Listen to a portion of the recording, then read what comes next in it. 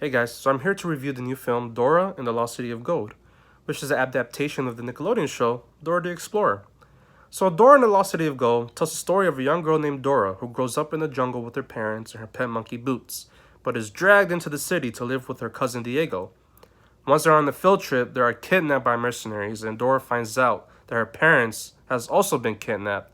So, her and her friends are forced to save her parents and find the Lost City of Gold. So when I first heard about this movie, I thought it was gonna be silly, but once the trailers came, I was like, okay, it's not that bad. I'll give it a shot. So me and my brother went, and the whole audience last night was adults, which I thought was pretty hilarious.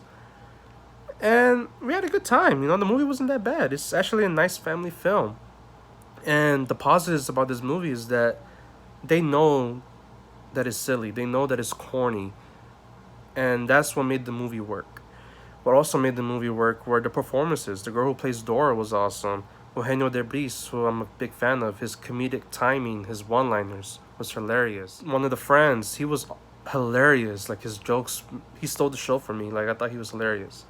And there's something in the second half of this film. I won't spoil it, but there's something that happens, which was a big throwback to the cartoon, and I thought it was hilarious. The whole audience was like having a good time. It was pretty funny. The only negatives I guess I would have about this movie, I guess they're like nitpicks, but like the first 15 minutes of the film is kind of bad. Like you're like, oh man. And I remember my brother was like, yo, why are we watching this? But once they go on the field trip, once they go to the jungle and try to find the parents, and the adventure happens, that's when the movie works. That's when you're like hooked. And the other, I guess, a nitpick is that the CGI, once you see the animals up close, is pretty bad. Like once you see Boots or Swiper, you're like, whoa. But it didn't really bother me. And I'm also gonna give a shout out to Benicio del Toro, who plays Swiper. He was hilarious.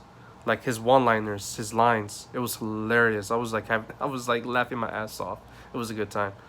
So overall, this movie is a nice family film. The message of the film is, just be yourself, and I think that's a nice message for kids these days. Like I said, the first 15 minutes of the film is a little choppy. You're like, ugh, but once the adventure starts, it's a good time.